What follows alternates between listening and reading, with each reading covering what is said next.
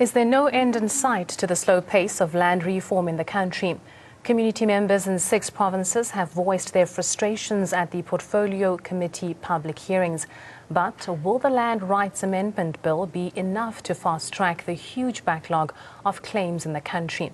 Well, to unpack this land question further, we are joined in studio by Mr. Aubrey Mpangane, Secretary of the Bojanala Communal Property Institutions. Joining us over the phone line is Emily Jale, the Director of Land Access Movement of South Africa. And also joining us via the phone line is Nkopodi Masoma, the Chairperson of the Land Claims Committee. Good evening to you all, and thank you very much for joining us. Now, let me start with you, Aubrey. Just talk to us about the hearings that took place today, for example, some of the issues that came out. Frustrations, I must say. As you might know, when there's land consultations like this ones, people tend to go there and say something else. Although the issue was to do things around the changes, which according to the paper that was given, it was supposed to extend the lodging of the claim and to criminalize it. There were about 3, if not 4 of them. But people started going into details on what is happening in their lands, and it became a bit chaotic, but at least it was managed. You mentioned something about criminal activity?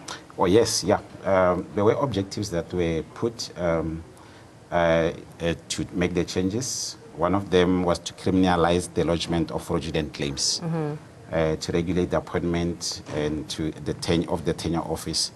But it also further says that to amendment of certain provisions, which of course, yes, you might see I'm holding a booklet of the 1994 Amendment Act, which necessarily is the one that's happening now. So there are issues surrounding that I personally felt that besides this being looked into, this should be the first things that have to be looked into, because currently it is actually been done away with, whereas it is in the Act. Now, Emily, can we hear your voice from the perspective of the Land Access Movement of South Africa regarding this topic?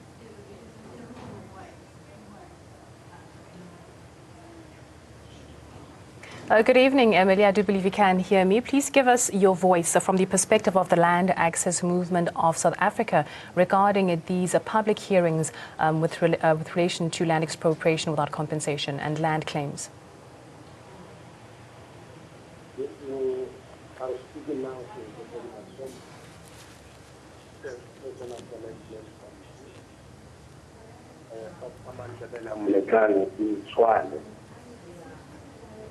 The perspective of land expropriation without compensation, according to my view in particular, it is a broader issue that needs to be assessed in a new form. I'm afraid now, as I'm talking, you know, during the day when we were busy debating this issue, the image of which I left and I submitted to each and every individual in South Africa, goes into a wrong direction. As I'm talking to you, from the community point of view, the land is being grabbed like nothing else on the ground. So only the fact that somebody said land expropriation is fine. Even now comes the next type of yard, and somebody who is building a shack in Tshwane. We are afraid because now we don't know who to call to order. As the chairperson of the Land Claim Committee, I approached the city of Tshwane for what is happening. They say they target to do that job. The expropriation also, we have approached them that who is responsible for removing any person who is erecting the land without that particular land.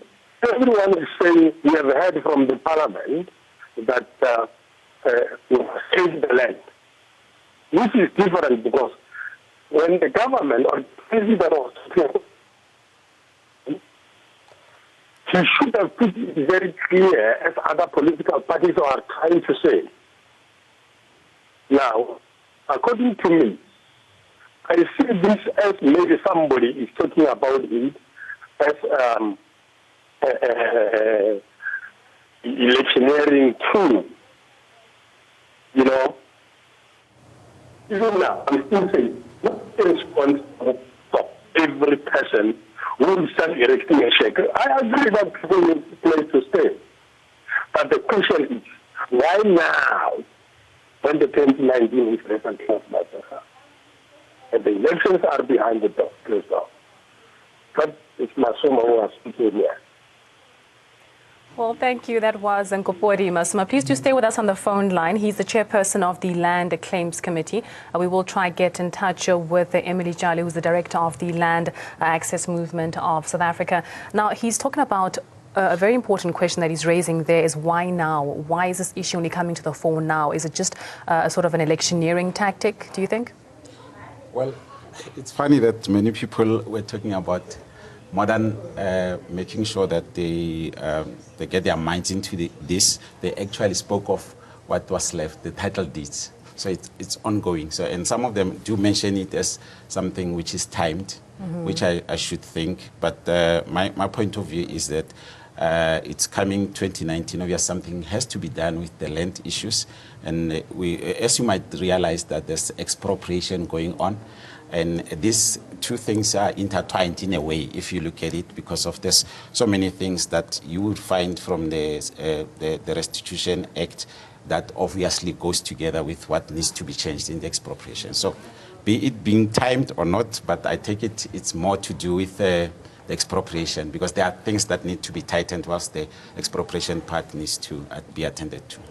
Well, let's just try and speak to Emily again. Emily, good evening. Can you hear us?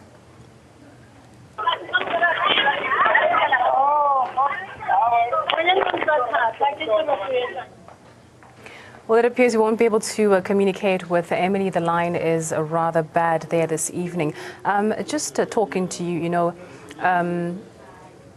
there has been a very big backlog. I mean, there's some people who are still waiting for title deeds from as far back as 1998 and even earlier than that. Why do you think such great deals of backlogs have actually accumulated, and what can be done to, you know, complete some of these processes? Okay, let me start with a simple subsection on this land. Maybe it will help to unpack the issue of the title deed. For example, subsection 6 says once a notice has been published in respect of any land, the following should not be done. No person may sell, exchange, donate, lease, subdivide, rezone, or develop the land in question without having given the Regional Land Claims Commissioner a notice. But this is what is happening now. For example, what is happening is the right of for example, the registrar, that are given to him, which according to most of us, as we discuss, we find that they are actually similar to the powers that are given to the courts, either to deregister or to register the claims. And that is emanating from the squabbles that happen, as you might know, in the land issues. So we feel that because of that, are they properly investigated, for example? And then you find that there's always these two powers in a claim. As a result, it will force that government says when things are not happening according to how we expect, we pull off to wait for you guys to sort your issue. So that becomes the approach. And obviously it will be one of the issues that makes it a point that we don't get title deeds on time.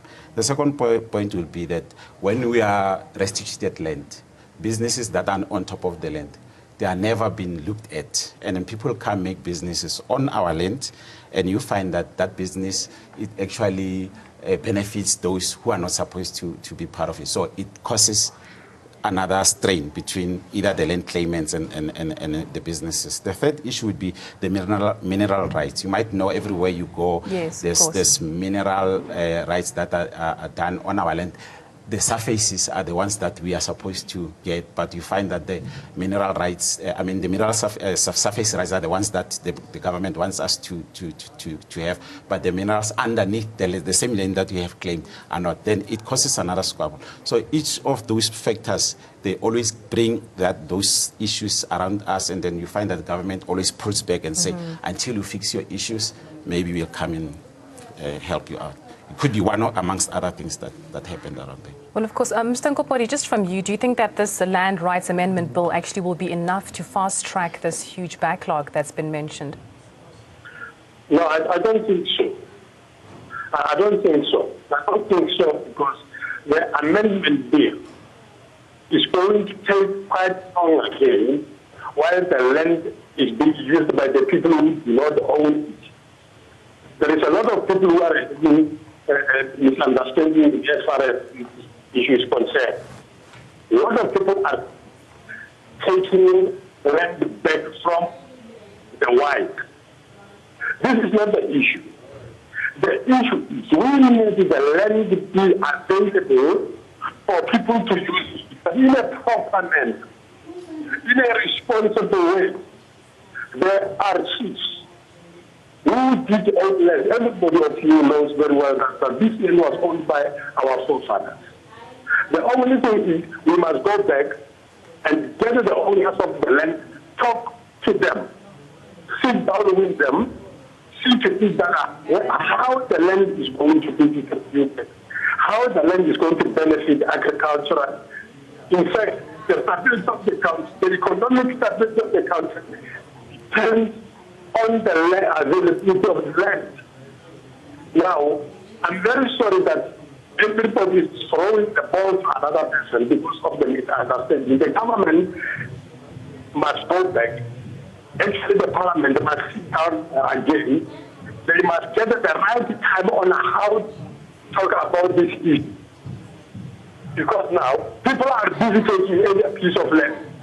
We have projects on the line that are supposed to take place. Unfortunately, the land is taken over. And nobody to talk to. Some of the people, they say this issue has been politicized. Some of the people, they say the issue of land collection must come down on the ground so that we need to know very well. Actually, what is that we need to do? Every place is being utilized every week. Projects are taking there. That land, for an example, we are having a city of Tshwane here around my corner. The municipality that I'm serving in, I'm sitting here. They wanted to develop. They wanted to build outfitting houses. They wanted to build a company. They wanted to do different. Only to find that the land is still a private land because land institution, the institution is delaying to give back the land to the rightful owners. The land is still in the hands of those people who don't own it. But because of the phrase land expropriation, everybody is putting himself wherever he wants to. I'm making an appeal to the people of Tshwane, the community of Tshwane, of course, yes, I'm the chairperson of Land Claims Committee. The people of Tshwane, we have jobs around the corner as the owners of the land.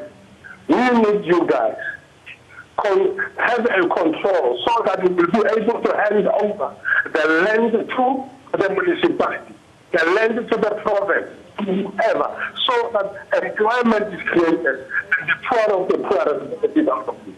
Otherwise, the timing is wrong. 2019 is around the corner. Nobody is listening to any other person. Well, Mr. Nkopodi, I'm sure the people of the city of Tshwane have heard you and they will do things in a very lawful manner. Just to you, Aubrey, just your closing comments. My closing comments are that as government, or maybe the department itself, through the Land Rights Management Facility, they saw the right of making sure that a forum which stands to represent each and every CPI within a municipality is formed.